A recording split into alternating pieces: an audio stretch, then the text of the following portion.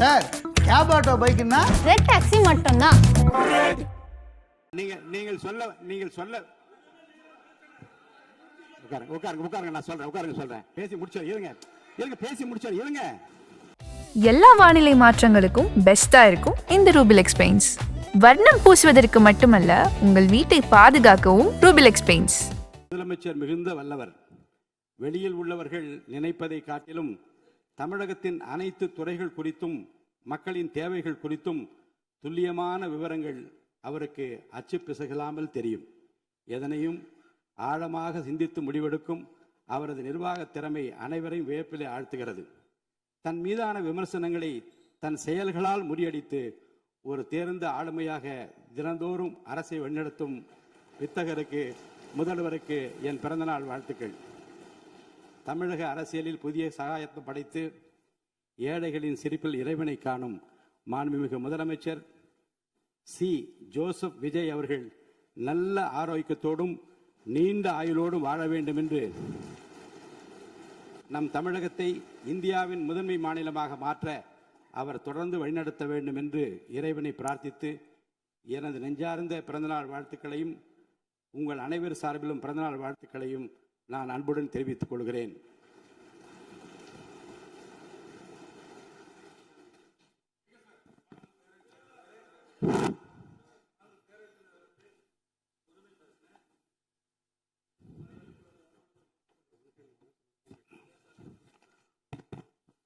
நேற்று நடந்த அந்த சம்பவங்களை குறித்து திராவிட முன்னேற்ற கழகம், அனைத்து இந்திய அண்ணா திராவிட முன்னேற்ற கழகம் உட்பட இந்த அவையில் உள்ள அனைத்து கட்சிகளை சார்ந்தவர்களும் தங்களுடைய எண்ணத்தை வெளிப்படுத்தி இருக்கிறார்கள், துயரத்தை வெளிப்படுத்தி இருக்கிறார்கள், ஆறுதலை வெளிப்படுத்தி கடிதம் மூலமாக எங்கள் கருத்துக்களை சொல்ல வேண்டும், இந்த விதியின் கீழ் சொல்ல வேண்டும் என்றும் என்னை கேட்டிருக்கிறார்கள். இப்போது 110 விதியின் கீழ் தொழிலாளர் நலத்துறை அமைச்சர் என்னிடம் அனுமதி கேட்டிருக்கிறார். ஒரு அறிக்கையை படிக்க வேண்டும் என்று அமைச்சருக்கு அனுமதி அளிக்கப்படுகிறது.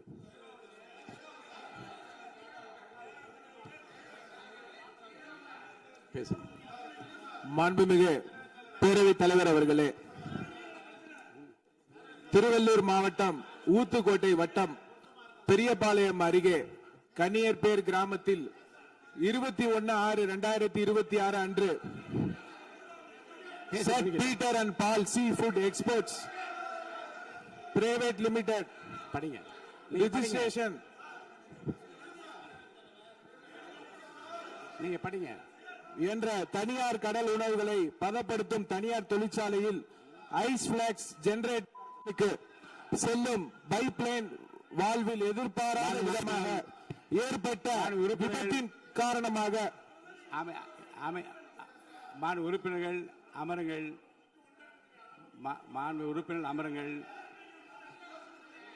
உறுப்பினர்கள் அமருங்கள்.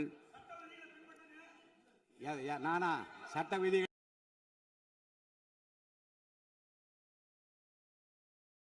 அமைதியா உட்காருங்க. முதல்ல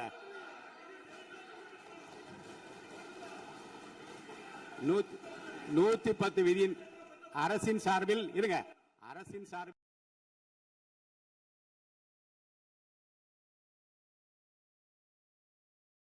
சொல்லட்டும்.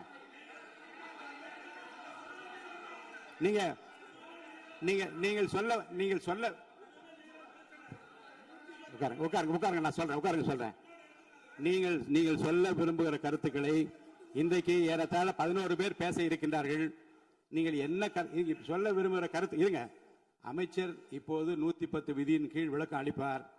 இந்த விளக்கத்தில் உங்களுக்குள்ள கருத்துக்களை உங்களுடைய கட்சியின் சார்பில் பேச இருக்கின்றார்கள். பேசுகிறவோ உங்க கருத்தை சொல்ற உரிமை நான் தருகிறேன். இந்த 0 அவர் கிடையாது. வினாக்கள் பாருங்க. பிசினஸ் அட்வைசரி கமிட்டியில உட்கார்ந்து பேசுகிற போது வினாக்கள் விடைகள் நேரமும் 0 அவர் கிடையாது என்று சொல்லிவிட்டோம். இப்போது இதை பற்றி இந்த கருத்துக்களை நீங்கள் பேசுகிற போது உங்கள் உறுப்பினர் சார்பில் எடுத்து வைக்க நான் அனுமதி அளிக்கிறேன். அப்போது நீங்கள் தாராளமாக பேசலாம். மாண்புமிகு அமைச்சர் பேசுங்க. மாண்புமிகு பேரவைத் தலைவர் அவர்களே, திருவள்ளூர் மாவட்டம் ஊத்துக்கோட்டை வட்டம் பெரியபாளையம் அருகே கன்னியர்பேர் கிராமத்தில் 21/6/2026 அன்று saint Peter and Paul sea food exports private limited company என்ற தனியார் கடல் உணவுகளை பதப்படுத்தும் தனியார் தொழிற்சாலையில் ஐஸ் பிளாக்ஸ் ஜெனரேட்டர் மிஷினுக்கு செல்லும் பைப்லைன் வால்வில் எதிர்பாராத விதமாக ஏற்பட்ட விபத்தின் காரணமாக அமோனிய வாயு கசிவு ஏற்பட்டுள்ளது. இந்த விபத்தின் காரணமாக இதுவரை அங்கு பணியில் இருந்த 74 நபர்கள், 70 பெண்கள், 4 ஆண்கள் பாதிக்கப்பட்டு அரசு தனியார் மருத்துவமனையில் அனுமதிக்கப்பட்டு சிகிச்சை பெற்று உறுப்பினர் அமருங்க. இருங்க, உறுப்பினர் அமருங்க. நீங்க நீங்க நீங்க நீங்க நீங்க உட்கார்ந்தீங்கன்னா தான் நான் பேச முடியும். உட்காருங்க, எல்லாரும் உட்காருங்க. பாருங்க, நீங்க நான் உங்க கட்சி தலைவர் பேசுற, நீங்க எல்லாம் குறுக்க ஏன் பேசுறீங்க? பேசாதீங்க, குறுக்க பேசாதீங்க. யாரோ ஒருத்தர் பேசுங்க.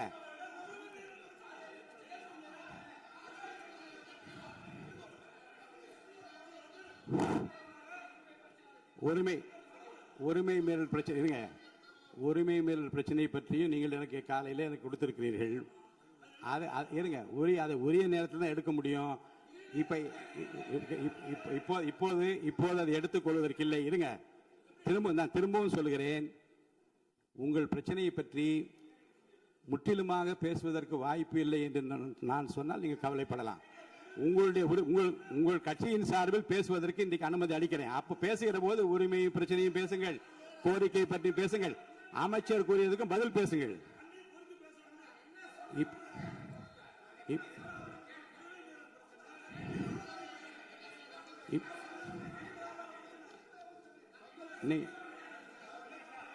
இப்போது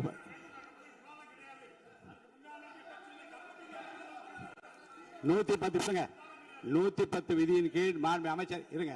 110 விதியின் கீழ் வேறு பிரச்சனை குறித்து அவர் பேசுகிறாரு. நீங்க அதை கேட்டுவிட்டு உங்க பிரச்சனை பற்றி நான் பதில் சொல்றேன். அது வரைக்கும் அமைதியா உட்காருங்க. பேசுங்க. மாண்புமிகு பேரவைத் தலைவர் அவர்களே, இருங்க. எதுக்கு இருங்க? இல்லைங்க இல்லைங்க பாருங்க, சபை விதிகள் உட்பட்டு தான் நடக்கிறேன். தயவுசெய்து சொல்றேன். அப்புறம் முன்னாடி அப்படி நடந்தது. பாருங்க, உரிமை பிரச்சனை பாருங்க, உரிமை பிரச்சனை. நீங்க பதிலுக்கு பதில் பேசியா இருந்தா என்னால பதில் சொல்ல முடியாது. கொஞ்சம் அமைதியா கேளுங்க.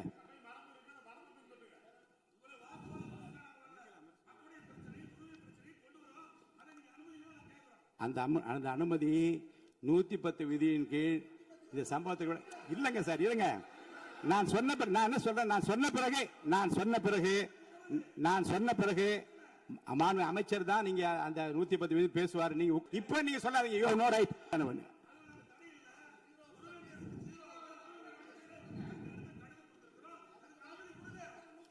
110 விதியின் கீழ் மாண்பு அமைச்சர் விளக்கத்தை அளித்த பிறகு நீங்க பேசுங்க.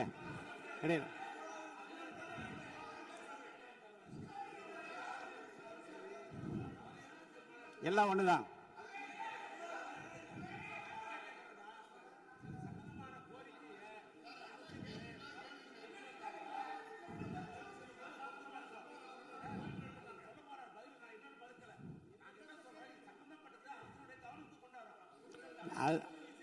அதற்கு அதுதாங்க. இல்ல 110 மாண்புமிகு உறுப்பினருக்காக சொல்றேன். 110 விதியின் கீழ் மாண்புமிகு அமைச்சர் பேசிய பிறகு விவாதம் இல்லை. இருங்க, பேசி முடிச்சார். பேசி முடிச்சார். நான் இப்போ பாருங்க, உங்களுக்கென்று உங்களுடைய கட்சியினுடைய உறுப்பினர் பேசுகிற போது இதே பிரச்சனை கொஞ்சம் கலந்து பேசுங்க. நீங்க அப்பவும் சொல்லுங்க. நீங்க உரிமை மேல் ஒரு மேகதாது பிரச்சனை இருங்க சொல்லி முடிச்சிடுறேன். மேகதாது பிரச்சனை பற்றி உரிமை மீறல் கொடுத்திருக்கிற அந்த விவாதத்தை நீங்கள் உங்களுக்கென்று பேச இருக்கின்ற உறுப்பினர் பேசுகிற போது நீங்க அந்த பிரச்சனையை சொல்லலாம். அதற்குரிய பதில் நான் சொல்றேன். அது உரிமை பிரச்சனையாக ஏற்றுக்கொள்ள முடியாத மாண்புமிகு அமைச்சர், நீங்க பதில் சொல்லுங்க.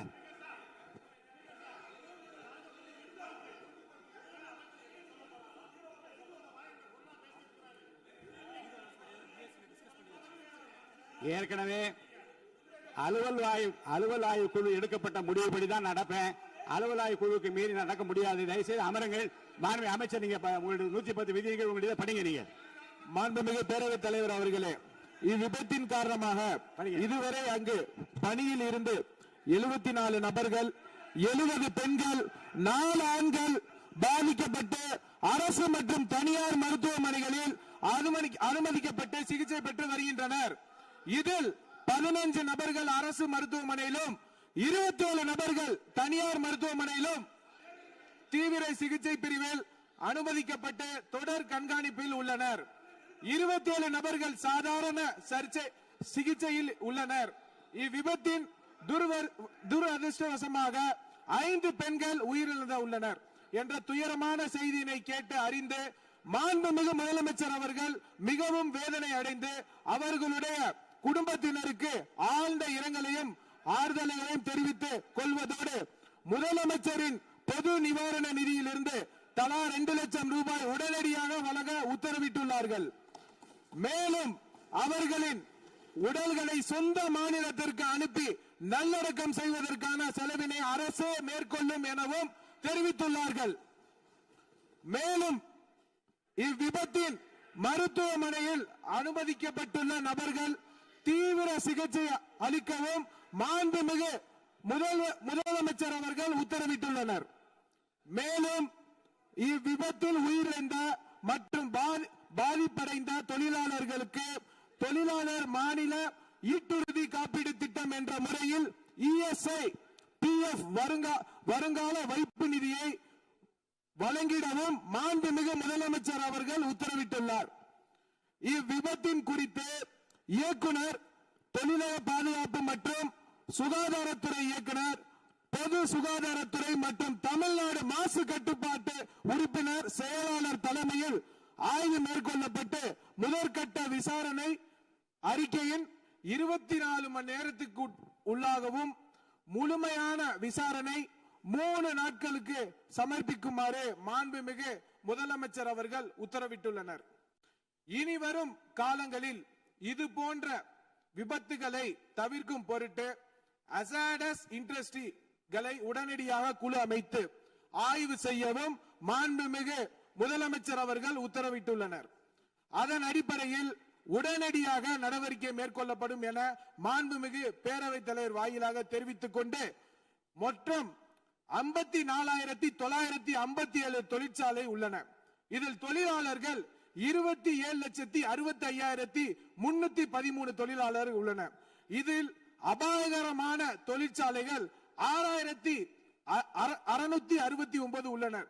இனி வரும் காலங்களில் தமிழ்நாடு முழுவதிலும் உள்ள அனைத்து தொழிற்சாலைகளிலும் இதுபோல் நடக்காம இருக்க அனைத்து விதமான நடவடிக்கையும் மேற்கொள்ளப்பட்டு சட்ட ரீதியாக நடவடிக்கை மேற்கொள்ளப்படும் என்பதை பேரவைத் தலைவர் வாயிலாக தெரிவித்துக் கொண்டு விடைபெறுகிறேன். நன்றி. அளிக்கிறேன். கொஞ்சம் அமைதியா உட்கார்ந்தீங்கன்னா அனுமதி இருங்க.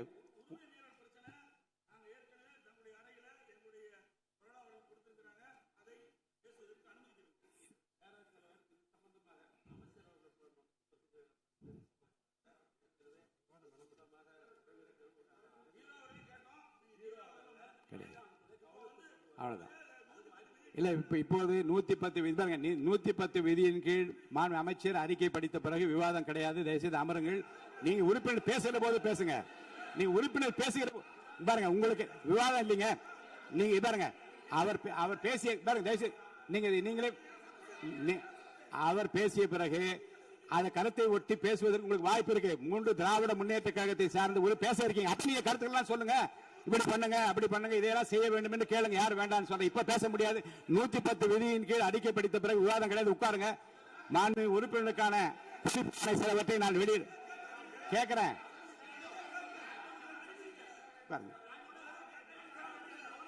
நான் மாண்பு உறுப்பினருக்கு பாருங்க எதிர்கட்சி கொறடா அவர்களுக்கு நான் ஒன்றை நினைவுபடுத்த விரும்புகிறேன். பண்ணிட்டாரு. இந்த 110 விதியின் கீழ் அவர் பேசிய பேச்சுகள் குறித்து எந்த விவாதம் கிடையாது. நீங்க கேட்க உரிமை பிரச்சனை சொல்றேன். உட்காருங்க. நீங்க சொன்ன உட்காருங்க. இல்லைங்க, உரிமை பிரச்சனையை பற்றி பேசுவதற்கு நான் அனுமதி அளிப்பேன். உட்காருங்க. எப்ப தர வேண்டும் என்று எனக்கு தெரியும். தயவுசெய்து உட்காருங்க, நான் தருவேன். உட்காருங்க, உட்காருங்க, அமைதியா உட்காருங்க. மாண்புமிகு உறுப்பினர்களுக்கான குறிப்புரைகள். மாண்புமிகு உறுப்பினர்களுக்கு பேரவை நடவடிக்கை தொடர்பாக சில குறிப்புகளை நான் விரைந்து வழங்க விரும்புகிறேன். மாண்புமிகு உறுப்பினர்கள் தாங்கள் விவாதத்தில் பேசும்போது நீதிமன்ற விசாரணையில் இருக்கும் எப்பொருள் மீதும் தன் கருத்தை சொல்லவோ குறிப்பிடவோ கூடாது. அப்படி சொன்ன காரணத்தினால்தான் மதுரையை சார்ந்த அந்த உறுப்பினர் பேசிய பேச்சுகள் அவை குறிப்பில் நீக்க வேண்டும் என்று கேட்டீர்கள். நான் ஆய்வு செய்தேன், அது அவை குறிப்பில் நீக்கப்பட்டது. மேலும் உறுப்பினர் எவரையும் தனிப்பட்ட முறையில் முறையற்ற வார்த்தைகளால் தாக்கி பேசவும் கூடாது. மேலும் ஆதாரமற்ற குற்றச்சாட்டுகளை கூறி பேரவை நடவடிக்கைகளுக்கு குந்தகம் மற்றும் ஊறு விளைவிக்கும் நோக்கிலும் சர்ச்சை ஏற்படும் வகையிலும் பேசக்கூடாது. சட்டமன்ற பேரவை நடவடிக்கையில் சிறப்பாக அமையவும் பேரவையின் நேரத்தை மிகவும் பயனுள்ள முறையில் பயன்படுத்திக் கொள்ள ஏதுவாகவும் மாண்பு உறுப்பினர்கள் உரையாற்றும் போது அவ்வப்போது பேரவையின் ஆய்வில் உள்ள மற்றும் விவாதத்திற்கு எடுத்துக்கொண்டுள்ள பொருள் குறித்து சுருக்கமாகவும் தெளிவாகவும் ஷார்ட் அண்ட் ஸ்வீட் ஆக பேசுமாறு கேட்டுக்கொள்கிறேன். மாண்பு உறுப்பினர்கள் தாங்கள் பேசும்போது தொகுதி உள்ள மிகவும் முக்கியத்துவம் வாய்ந்த பிரச்சனைகளை குறித்து தங்களது உரையில் கூறலாம். தொகுதி சார்ந்த பொதுவான கோரிக்கைகள் குறித்து என்னிடம் எழுதி கொடுத்தால் அவற்றை அவையில் தாங்கள் பேசியதாக அவை குறிப்பில் பதிவு செய்து தங்களது உரையில் சேர்த்துக் கொள்ளப்பட்டு அந்த உரையின் நகல் மாண்பு உறுப்பினர்களுக்கு அனுப்பி வைக்கப்படும் என்பதை தெரிவித்துக் கொள்கிறேன். அப்படி வந்தால் உரையில் நீங்கள் என்ன எழுதி கொடுக்கின்றீர்களோ அது உங்களுக்கு நீங்கள் பேசியதாகவே கருதி அந்த உரை உங்களுக்கு வழங்க. அப்புறம் நீங்கள் தொகுதிக்கு போகிற போது நமது சட்டமன்ற உறுப்பினர் என்னென்ன பேசினார் என்று உங்கள் தொகுதியில் ஒரு புத்தகமாகவோ நோட்டீஸாக அடித்து மக்களுக்கு கொடுப்பதன் மூலமாக அவையில் நீங்கள் என்ன பேசினீர்கள் முழுமையாக என்பதை மக்கள் தெரிந்து கொள்ளும் ஒரு வாய்ப்பு ஏற்படும். அடுத்து மேலும் உறுப்பினர்களுக்கு மிகவும் முக்கியமான ஒரு குறிப்பு அளிக்க விரும்புகிறேன். பேரவை நடவடிக்கைகள் தற்போது நேரலையாக ஒளிபரப்பு செய்யப்படுவதால் பேரவையில் உள்ள உறுப்பினர்கள் மிகுந்த கவனத்துடனும் எச்சரிக்கையுடனும் இருக்குமாறு கேட்டுக்கொள்கிறேன். ஏனென்றால் கடந்த வெள்ளிக்கிழமை அன்று பேரவையில் சில உறுப்பினர்கள் அவையில் உள்ள மற்ற உறுப்பினர்களை கேலி செய்யும் வகையில் செய்த முகபாவனைகள் மற்றும் சைகை மொழிகள் பேசியவை கடந்த 2 நாட்களாக சமூக வலைதளங்களில் ஊடகங்களிலும் வேகமாக பரவி வருகிறது.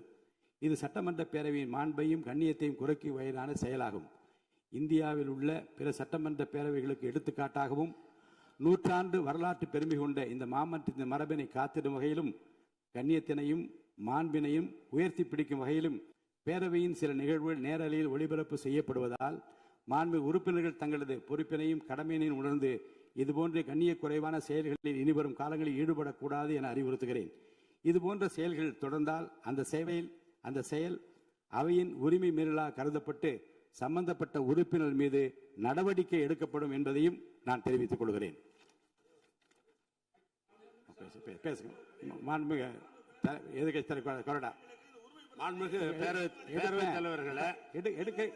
எடுக்கிறேன்னு சொல்லிட்டு உட்காருங்க. அவங்க பேசட்டும். எடுக்கிறேன்னு சொல்லி இருங்க. எப்ப எடுக்கணும் நீங்க சொல்லக்கூடாது. எடுப்பேன். எப்ப எடுக்கணும் நான் எடுப்பேன். எங்களை பொறுத்தளவுக்கு திராவிட முன்னேற்ற கழகத்தை பொறுத்தளவுக்கு நாங்கள் அரசினுடைய கவனத்துக்கு கொண்டு வருகிற செய்தியை தான் நான் சொல்ல விரும்புகிறேன். வேறொன்றுமல்ல. 110 அதில் கூட நான் அதை பத்தி நான் பேச அனுமதி தயவு செய்து அதை பற்றிங்க. நீங்கள் உங்களுடைய உறுப்பினர் பேசுகிற போது அதிகமான நேரம் கூட நான் தரேன். அமைச்சருடைய 110 விதி சொல்லப்பட்ட பத்தி பேச இப்ப வேண்டாம். உட்காருங்க. அனுமதிக்க முடியாது. உட்காருங்க. அடுத்து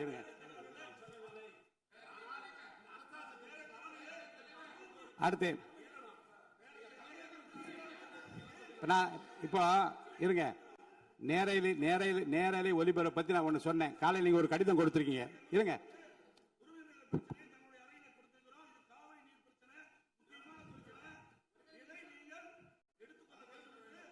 எடுத்துக்கிறேன்.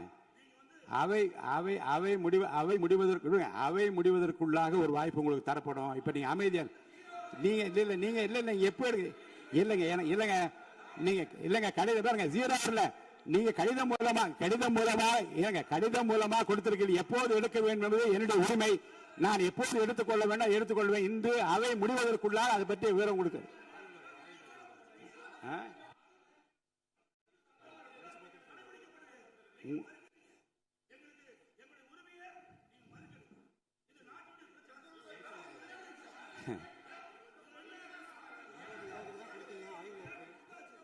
உங்கள் உரிமையை மட்டுமல்ல இருங்க. உங்கள் உரிமையை மட்டுமல்ல, இந்த அவையின் எல்லா உறுப்பினருடைய உரிமையும் தமிழ்நாட்டு மக்களின் உரிமையும் பாதுகாக்கின்ற விதத்தில்தான் இந்த மேகதாது பிரச்சனைக்கு தீர்மானம் கொண்டு வரப்பட்டது. அது குறித்து உரிமை பிரச்சனைக்கு உங்களுக்கு வாய்ப்பு அளிப்பேன். நீங்க அமைதியா உட்காருங்க. வாய்ப்பு அளி இப்ப நீங்க சொல்லாதீங்க. No right. என்ன வந்து இப்ப என்று சொல்லி கட்டாயப்படுத்த உரிமை இல்லை. நான் அளிப்பேன். உரிய நேரத்தில் அளிப்பேன். உட்காருங்க. நீங்க இல்லைங்க இல்லைங்க 0 ஹவர் கிடையாது.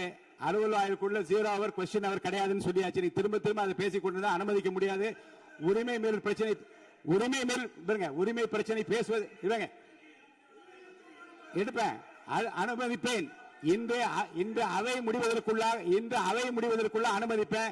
இப்போதே எடுங்க. நீங்க வெளியே போய் பேசுங்க. எனக்கு ஒன்றும் ஆட்சி முடியாது. வெளியில என்ன அதைத்தான் நான் சொல்லுகிறேன். நீங்கள் சொல்லுகிற நேரத்தை எடுத்துக்கொள்ள முடியாது. அவை முடிவதற்குள்ளாக வாய்ப்பு அளிப்பேன். அவை முடிவதற்குள்ளாக வாய்ப்பு அளிப்பேன். நீங்க பேசுங்க. இப்போது எடுத்துக்கொள்ள முடியாது. சபையின் மற்ற நடவடிக்கைகள் கவனம் செலுத்திக் கொண்டிருக்கிறேன். தயவுசெய்து அவை நடப்பதற்கு அமைதியாக ஒத்துழைப்பு தாருங்கள். அவசியம் உட்காருங்க.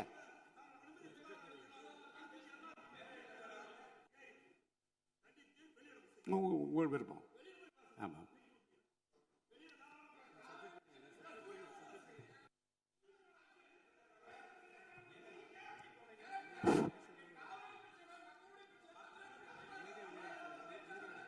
அமைதியா வெளியேறுங்க. அமைதியா இருங்க. தவறான வார்த்தை யூஸ் பண்ணாதீங்க. அவர் பின்னாடி இருக்க உங்க உறுப்பினர் பேசல. வேண்டாம். என்னுடைய அனுமதி இல்லாமல் நீங்க பேசுவது எதுவும் அவை குறிப்பில் ஏறாது. என்னுடைய அனுமதி இல்லாமல் நீங்கள் பேசியதும் அவை குறிப்பில் ஏறாது.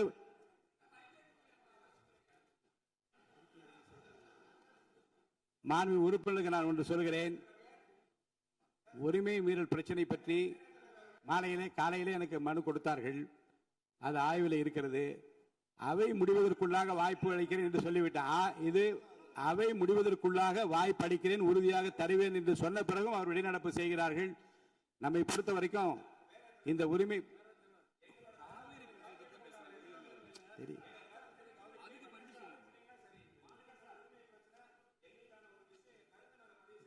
உங்களுக்கு அதே தான் பதில். நீங்க அமைதியா உட்கார்ந்து இந்த பிரச்சனையை பற்றி உங்களுடைய மாமன்ற உறுப்பினர் பேசுகிற போது அதற்குரிய பதிலை மாண்புமிகு முதலமைச்சர் சார்பிலே அளிப்பதற்கு மாண்புமிகு அமைச்சர் அவர்கள் ஏற்கனவே என்னிடம் அப்படி பதில் சொல்ல வேண்டும் என்று கேட்டிருக்கிறார்கள். உரிய நேரத்தில் அவர்கள் பதில் அளிப்பார்கள். நீங்கள் பேசுகிற போது பேசலாம். உட்காருங்க. பாருங்க, பேரவைத் தலைவரே இப்போதே அனுமதி யாரும் கட்டுப்படுத்த முடியாது, அனுமதிக்க முடியாது. அமைதியா அமருங்கள். முக்கியமான ஒரு குறிப்பை நான் வெளியிட விரும்புகிறேன்.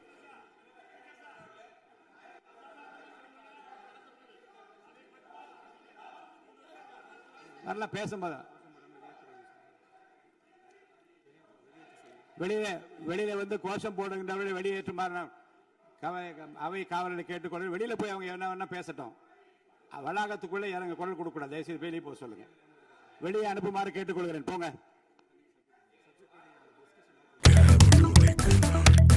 சார், கேப் ஆட்டோ பைக்னா ரெட் டாக்ஸி மட்டும்தான். எல்லா வானிலை மாற்றங்களுக்கும் பெஸ்டா இருக்கும் இந்த ரூபிலெக்ஸ் பெயிண்ட்ஸ். வர்ணம் பூசுவதற்கு மட்டுமல்ல, உங்கள் வீட்டை பாதுகாக்கவும் ரூபிலெக்ஸ் பெயிண்ட்ஸ்.